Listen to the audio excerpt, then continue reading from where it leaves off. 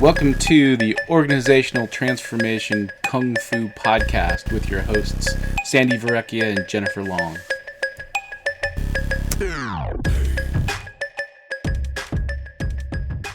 So welcome to Organizational Transformation Kung Fu, or we like to call OT Kung Fu for short. I'm Sandi Verrecchia, and I'm here with my co-host, Jen Long. Jen is our executive coach and master trainer from Denver, Colorado. Hey, Jen. Hey, Sandi.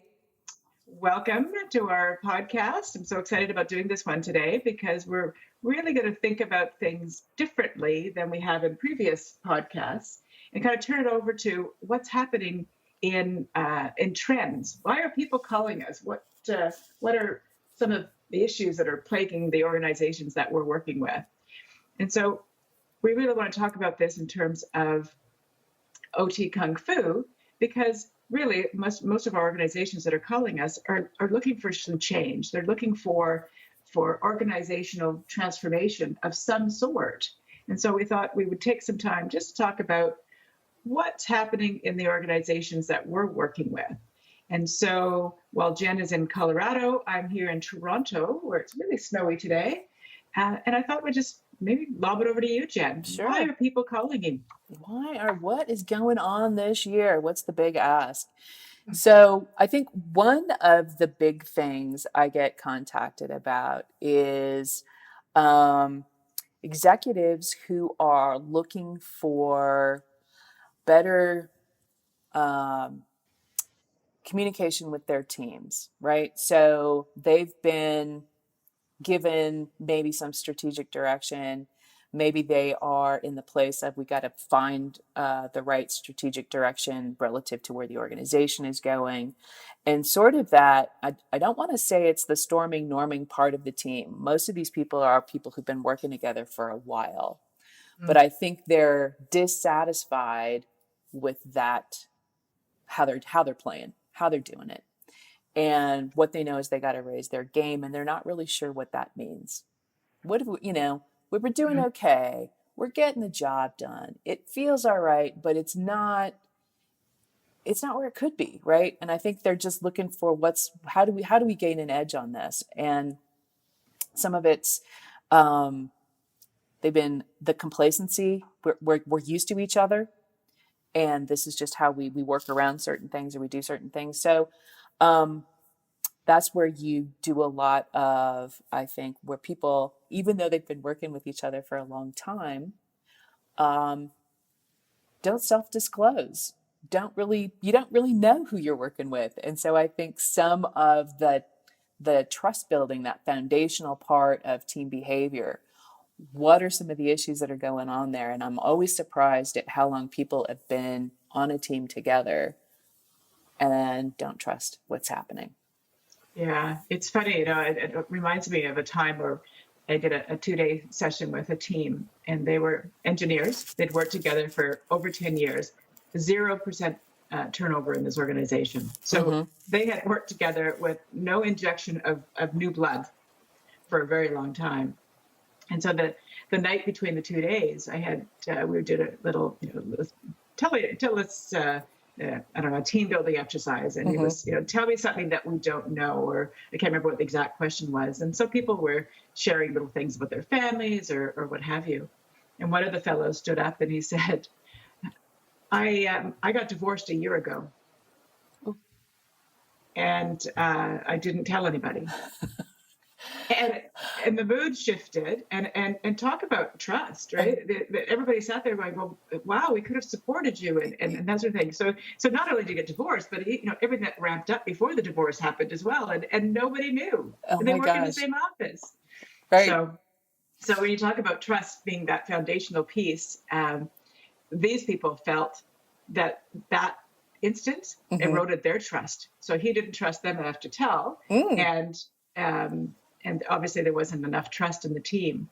And so it was an interesting. Right. It's really kind of very telling. And I always find that that's always kind of where I go from a coaching perspective of what are the relationships, how strong, right. And they'll say, yeah, everything's fine. Well, yeah, but do you really know? Are you judging people in a way, and have you been for a long period of time? And are you misjudging them because you're actually reading them wrong? Mm-hmm. right? So that's where I think I'm the maven of assessments. Like, Yeah. let's do an assessment of the people, because I think self-awareness, right? So here's another piece from executive coaching.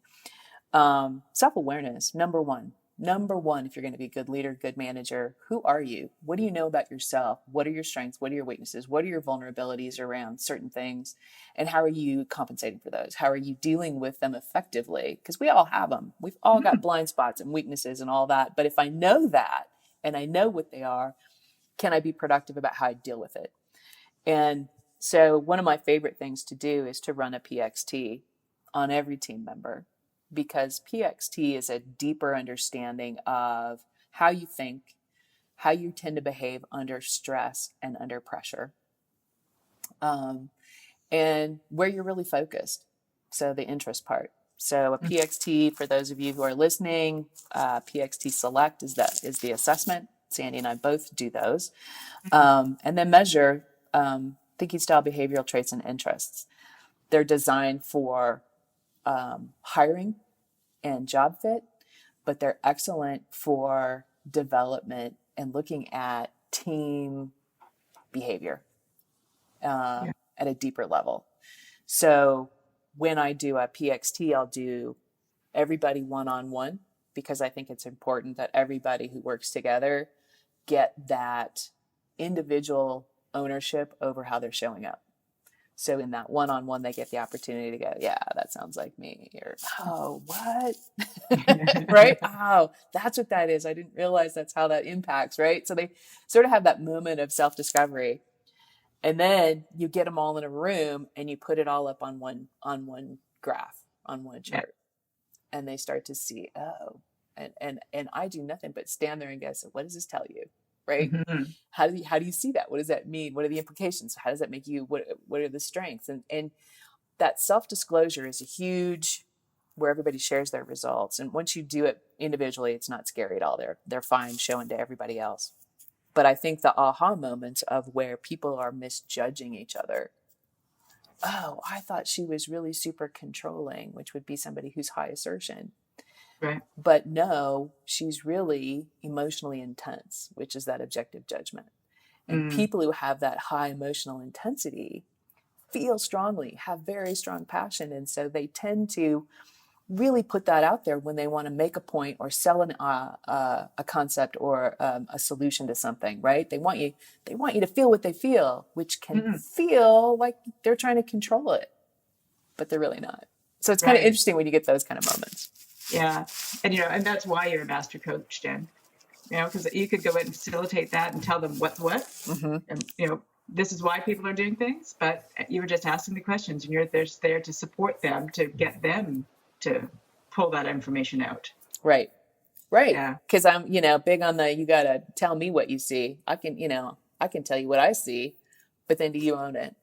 Right. But it's the same, right? If Uh-huh. we're saying that they may have preconceived notions or judgment, and if you walk in with some judgment or preconceived notions, that would be wrong as well, right? So you're really walking the talk with them, and then this whole PXT select tool, and I love it because really it was developed as more of a hiring tool, Right. but it's such an amazing coaching tool. Yes. Yeah. Yes. And I think once, as a leader, when you see your team mapped out like that and you understand how each of your players is wired, then you can understand, because the results for people really are where they go at speed and under pressure. There's some flexibility in there. If I'm not under pressure, I can lean in a way that I don't generally. But at pressure, I'm going to do this because that's how I'm wired. Right. And then the power of that is having people being able to talk about it. Right. So, that whole self-awareness piece, I may be the most self-aware person in my mind, but if I don't see how it's impacting others, right. So I know that I'm not good at this, but if I don't know the impact of that, right. then, so that really opens that dialogue to be able to say this is how, when you get into that zone, when you get into that under pressure zone and you go into whatever that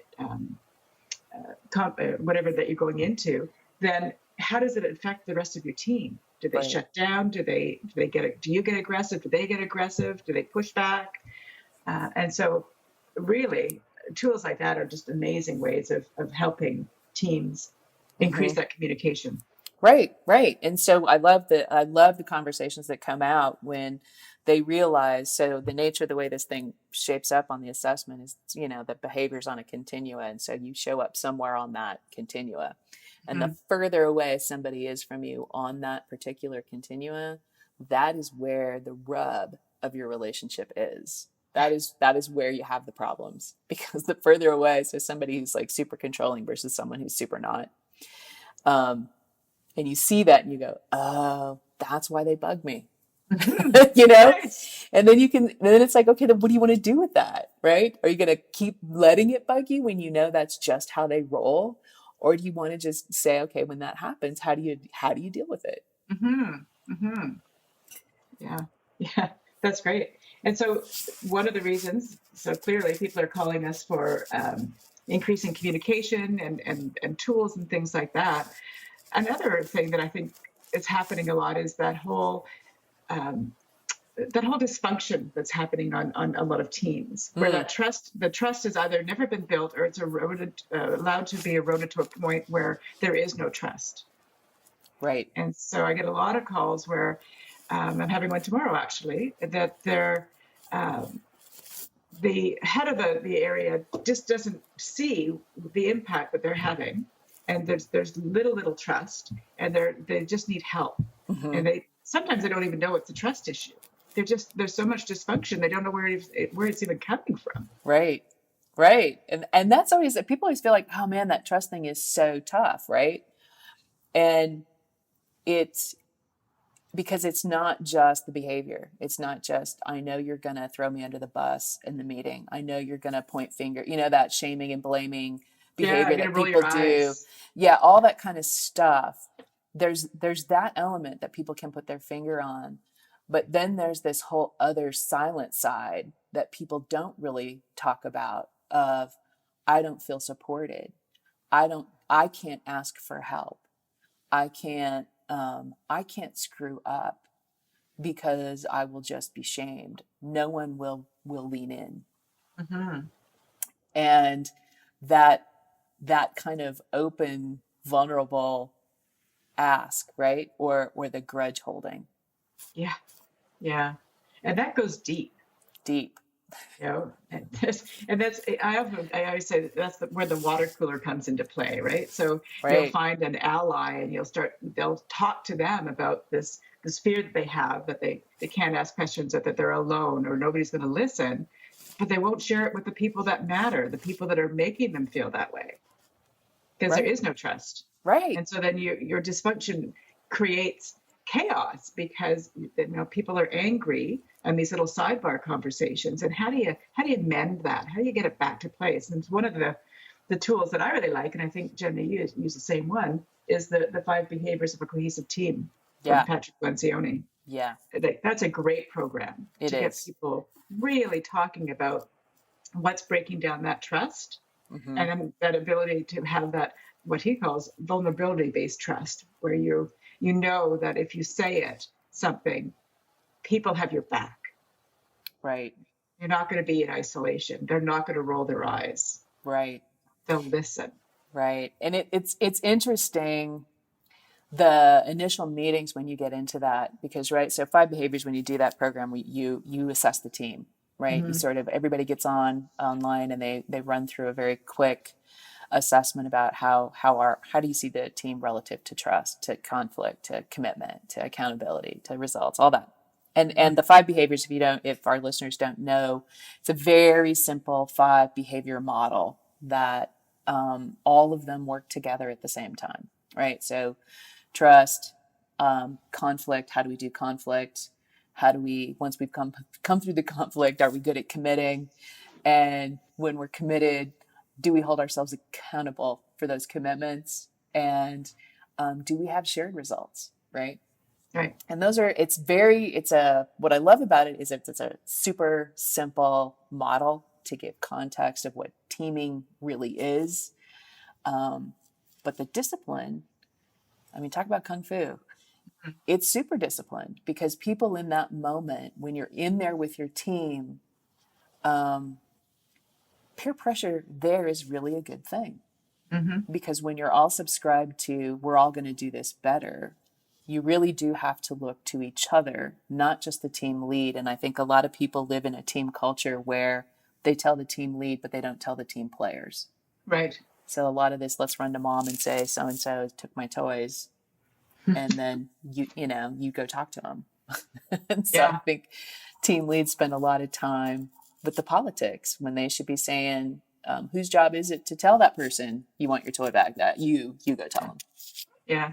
Yeah. It's funny. I always use the analogy about children, and I use it a lot in the groups that they talk about, because we wouldn't tell our kids to go to the teacher to tattle. You'd say, go and talk to that person. So all the life lessons that we teach our children as adults, we don't subscribe to them anymore. It's an interesting. It's very interesting, and the I think while the behaviors all have to kind of be there together, I think trust is the deepest one that holds people back. They don't trust the environment. They don't trust the people. And if they can't get the trust, they can't get any of the other behaviors. Right.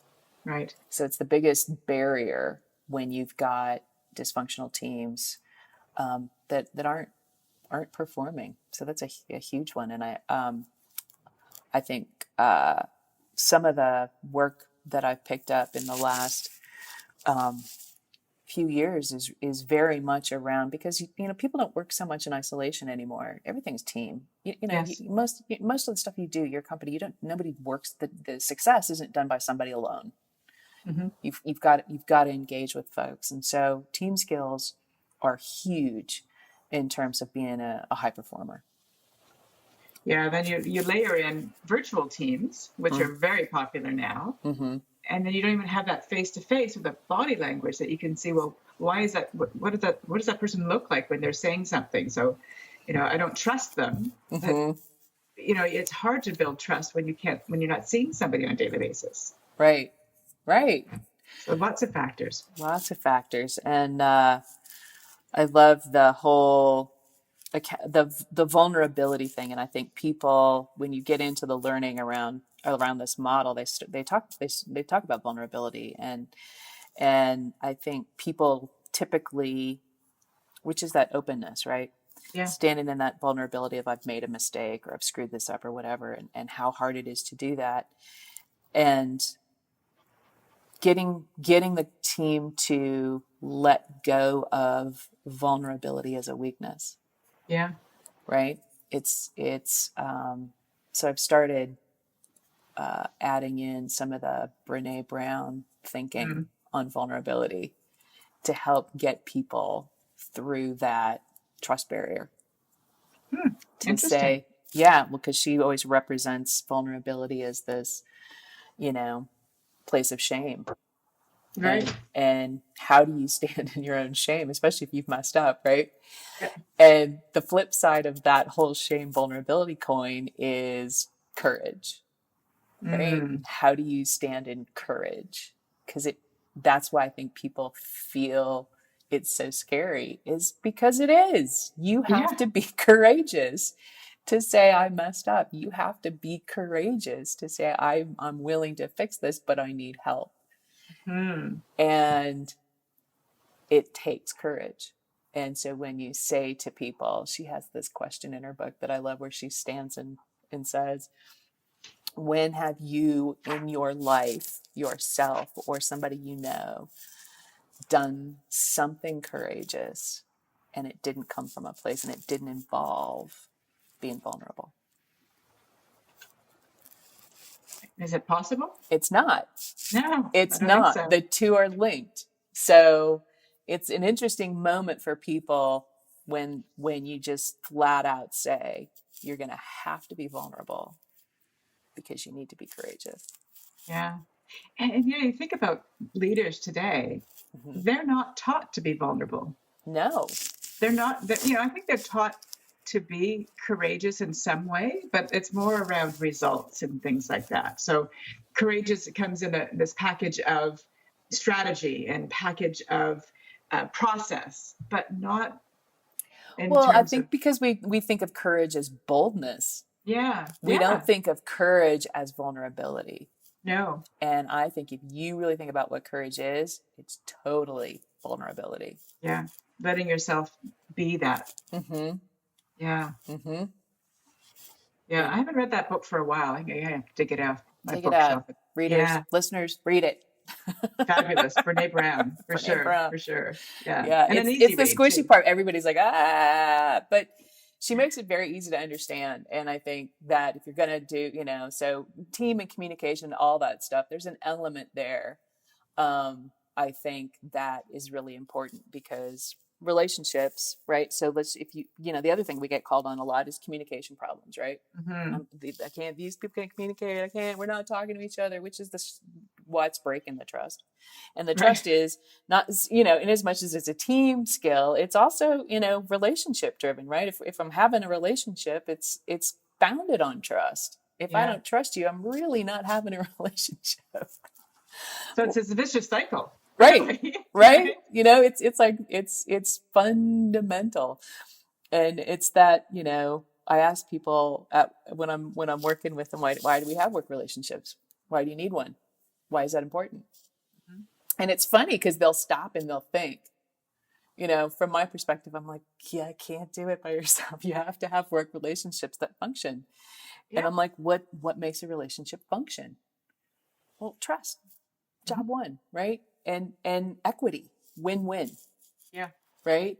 If every time we get together, I get $25 and you get nothing, how often do you want to see me? Versus if every time we get together, I get $50, you get $50. How often are we working together? All the time. All the time. All the time. Absolutely. And so Yeah. That whole win-win is big. how are you creating that win-win? Yeah. And what is the win for the other person? Yeah. Because so And many we, times people show up in your door and are like, here's my problem. right. Right. But if you think about it from a personal relationship on like outside of work, that's what you look for. Mm-hmm. Right. And so why is it any different when you're in the work environment? Yeah. Yeah. Exactly. Why is it okay to just go into somebody's office and demand some things Yeah. and not give anything in return? But that's because that's that when we know they're coming down the hall, they're just going to do this, and so that's what creates malicious compliance. Yeah. I'm only going to give you the bare minimum because you give me nothing. Right. Right. Which is natural. Mm-hmm. Hmm. Mm-hmm. And so it's interesting. I just I'm in the middle of a project where the company's looking at their existing values, and is it time to kind of, as the company's changing, is it time to revisit the values? And so we ran some focus groups and had conversations around what's true and important and what's part of your experience. And it was amazing how, and we were doing different levels in the organizations Hmm. to get everybody's perspective. And recognition was huge for everyone. And recognition isn't not so much in the telling me thank you and giving me something or getting a bonus or, some kind of tangible kind of plaque or whatever. It was more about being seen. Mm. You know what I'm saying? Yeah, absolutely. And so when you think about that, I go in and I ask for things. Do I ever really see you? Do I know you? Mm. And that's an interesting, and I think this is where generationally the younger workforce is, I want an experience. I want to work with people I care about. I want meaningful work. I want that kind of thing.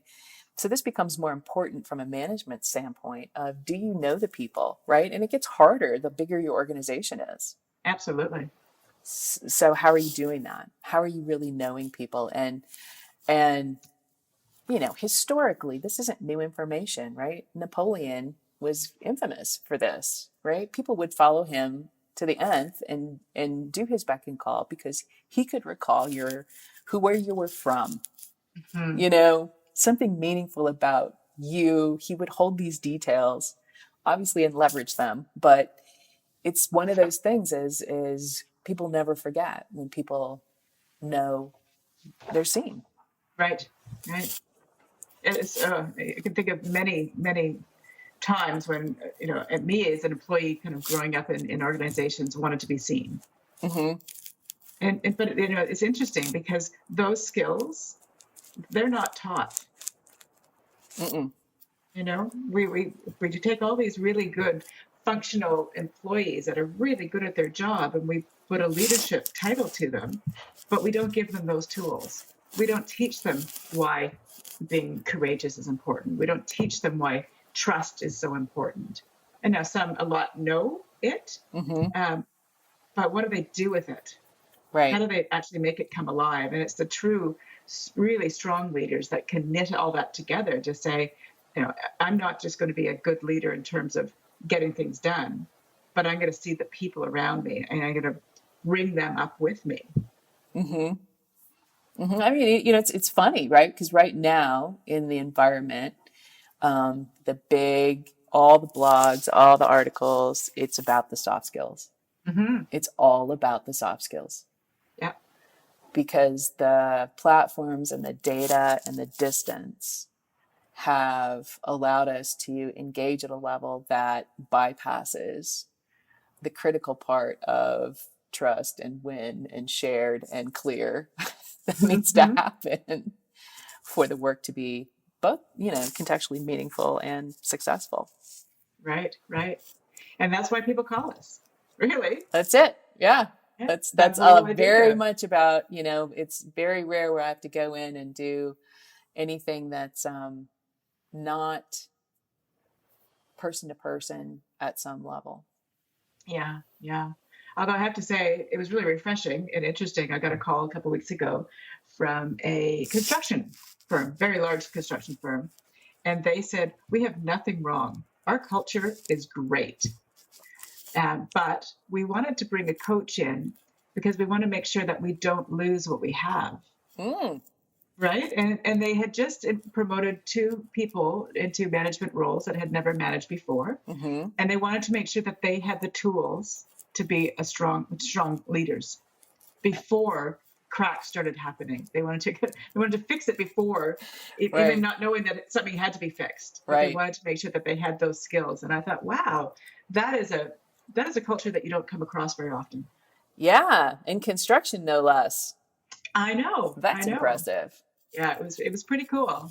Yeah. Pretty cool. Yeah. And it is. I think, when you say, look, you want to be the leader, you want to be that manager that people really want to work for, where they fight to get into your organization. Yeah.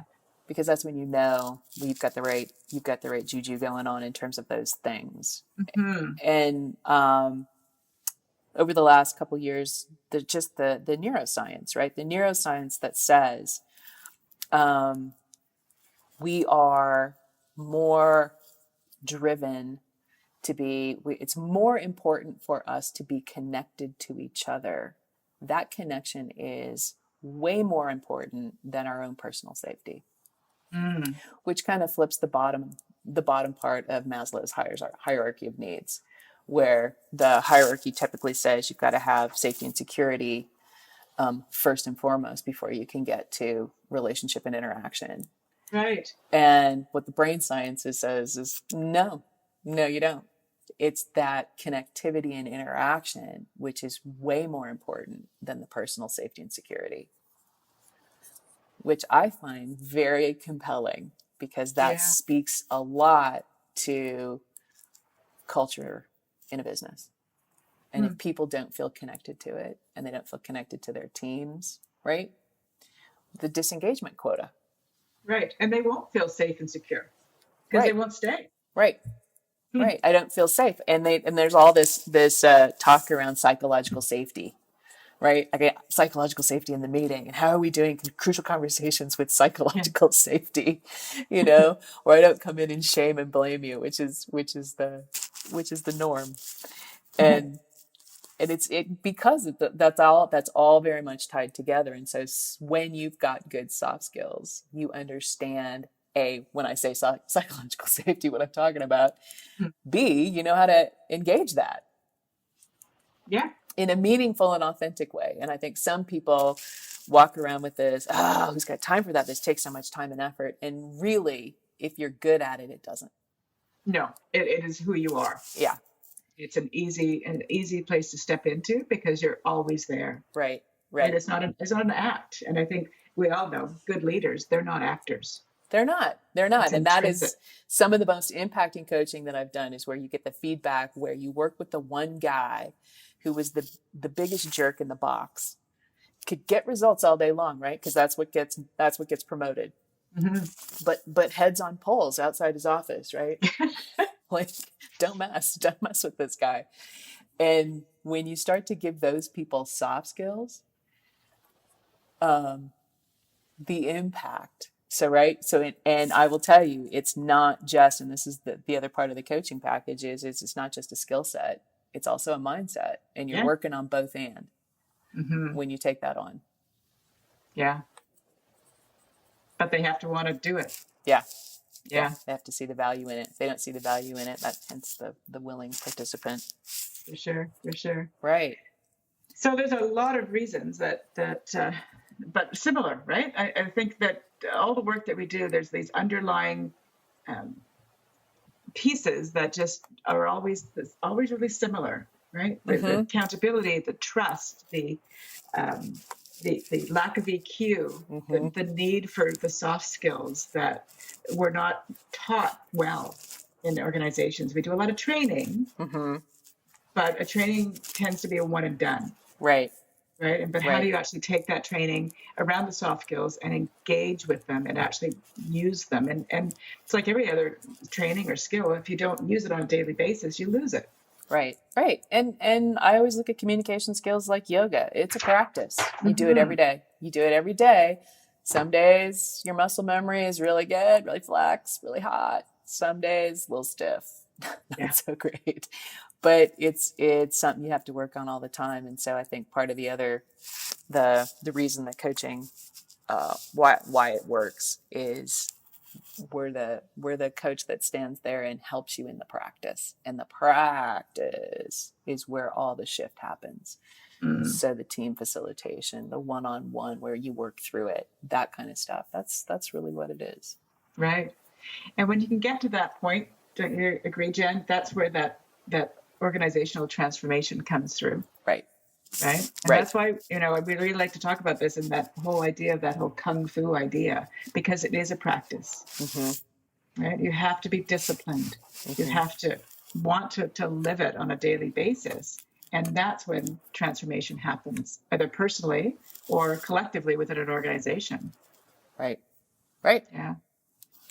Well, good. Well, so hopefully you've arrived wherever you are after listening to this, and this has been somewhat helpful in what we get called on to do most. But I think those are the core issues in so many organizations that can shift a culture, change a brand, make your company a much better place to work, all in all. I think one of the points of this, Jen, and not that we're just not talking for the sake of talking, is that you're not alone. Right. If you're sitting there listening to this, you're probably thinking, wow, I see elements of this in my organization. So I know that there's people that we can go to reach out to get clarity, to get help, to make transformation happen within our organizations. Like you don't have to swim by yourself. You can reach out to people that have done this many, many times. Right. There's a way forward. And everybody is, very rarely do I come across people who are not coachable, not trainable. I don't think that's really a thing. No, I would agree. Agree. Yeah. Everybody is. It's their willingness that is that gets in the way sometimes. Correct. Yeah. Great. Well, thanks so much, Jen. It's been always a pleasure chatting with you and regarding our organizational transformational kung fu. I'm not sure what we're going to talk about next, but I look forward to it. Yeah, it's going to be great. I'm looking forward to it. And we'll look forward to hearing back from you on your opinions, thoughts of how this is for you. If it's helpful, we'd love to hear back.